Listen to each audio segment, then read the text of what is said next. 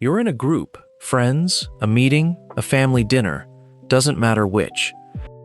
The conversation is moving fast, everyone's talking over everyone else, and you're just there, watching. Not saying much. And at some point, someone probably noticed and called you shy. Maybe you started calling yourself that too, because it was the only word anyone ever handed you. But if you're honest, shy never quite fit. You're not nervous in that room. Your hands aren't shaking. You're not afraid anyone will judge you. You're just somewhere else, somewhere further in, doing something the rest of the room isn't. So, if it isn't fear, what is it? Today, we're taking the word shy apart and looking at what's actually happening in your head when a whole room is talking and you're not. One quick note before we start. This is psychology for reflection, not a clinical diagnosis. Staying quiet in groups is a trait, not a disorder. Now, let's begin. Let's start by fixing a mix-up that's followed you your whole life. Shyness and quietness get treated as the same thing. They aren't. Back in 1981, the psychologists Jonathan Cheek and Arnold Buss studied this exact line and found something worth remembering. Shyness is driven by fear. You want to speak, but tension and self-consciousness hold you back. Quietness, on the other hand, is simply low sociability, a lower pull toward stimulation and chatter, with no fear attached at all. Here's what that means for you. You can walk into that room completely at ease, with nothing to prove and nothing to fear, and still say very little. Not because something is stopping you, because you simply don't feel the pull the rest of the room is running on. That's not a smaller version of confidence. It's a different setting entirely. Have you ever noticed you can feel completely calm in a room and still have almost nothing come out of your mouth? So if it isn't fear, why does the noise of a group feel like so much? The answer starts with something happening in your brain before you ever open your mouth. The psychologist Hans Eysenck proposed that introverts and extroverts differ in baseline cortical arousal. Introverts run with a higher resting level of stimulation already active in the brain, which means a loud group conversation doesn't add a little input on top of a quiet baseline. It adds a lot of input on top of a baseline that was already fairly full.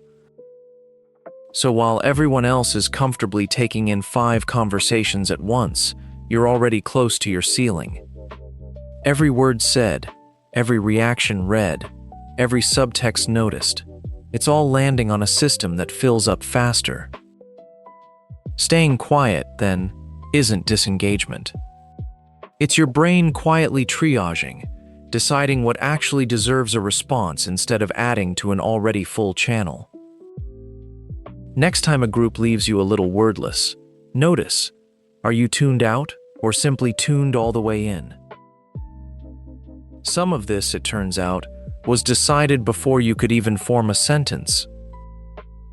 The developmental psychologist Jerome Kagan ran a famous set of longitudinal studies starting in the late 1980s. He identified a temperament he called high reactive, infants whose nervous systems responded more strongly to new people and new situations. Kagan followed many of these children for years and found that a meaningful number grew into cautious, observant, deeply thoughtful adults. Not fearful adults. Careful ones, people who look before they leap, because their nervous system was built to gather information first and act second. So when you sit back in a new group and read the room before saying a word, that's not a flaw you developed. That's wiring you arrived with. A built-in caution dial, set a little higher than most, doing exactly what it was designed to do. If you're quietly recognizing yourself in all of this, that feeling is exactly what this channel is for. I'll leave a subscribe button right here for whenever you're ready. What's the first thing you actually do in a new group? Talk or watch? Here's something that should honestly make you feel better about every group you've ever sat quietly in. In 1975, the researchers Robert Sorrentino and Robert Boutillier ran a study on small groups and found something researchers have replicated in different forms since.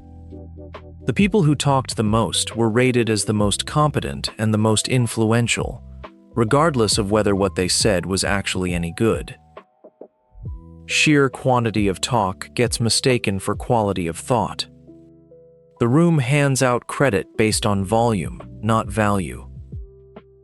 Which means your silence was never a sign you had less to offer. It often means you're one of the only people in the room not confusing the two. You're waiting for something worth saying, instead of filling air because silence feels uncomfortable. The next time someone dominates a conversation and gets all the credit for it, remember, you're not losing that game. You just refuse to play by its rules. There's an entire, well-documented failure that groups fall into, and the people who stay quiet turn out to be one of the best defenses against it. In 1972, the psychologist Irving Janis coined the term groupthink to describe how tightly knit groups can quietly pressure everyone toward premature agreement, even when that agreement is wrong. Confident voices speak first, the room nods along, and the pressure to just go with it builds fast. People who don't rush to speak are naturally more resistant to this. You're not agreeing out loud just to keep the momentum going. You're quietly checking the idea against what you actually think before you're willing to attach your name to it. That pause everyone else skips is the exact thing that stops bad decisions from sailing through unchallenged. A room full of instant agreement isn't wisdom. It's often just noise moving in one direction. Have you ever stayed quiet in a meeting because something felt off, even though you couldn't have explained why yet?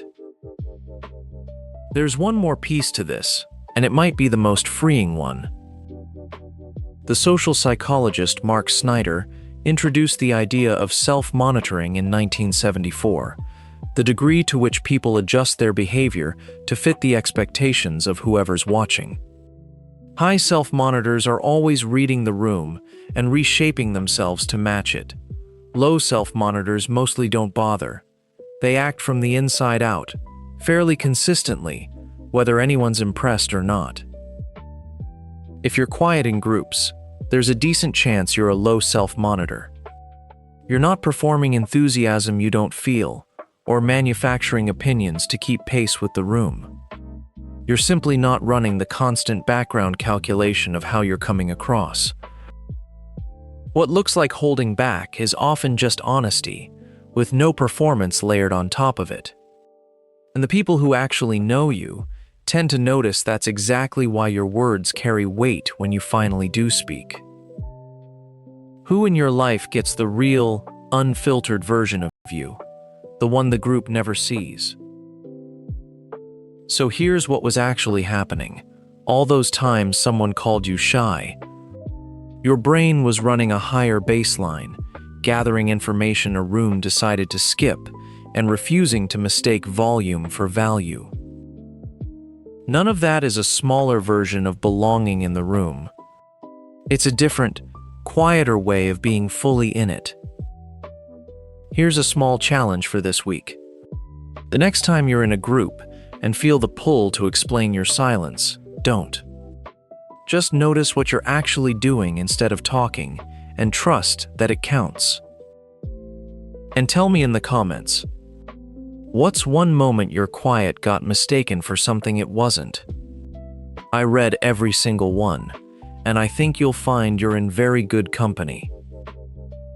If this is the first time someone's put words to what actually happens in your head in those rooms, subscribe.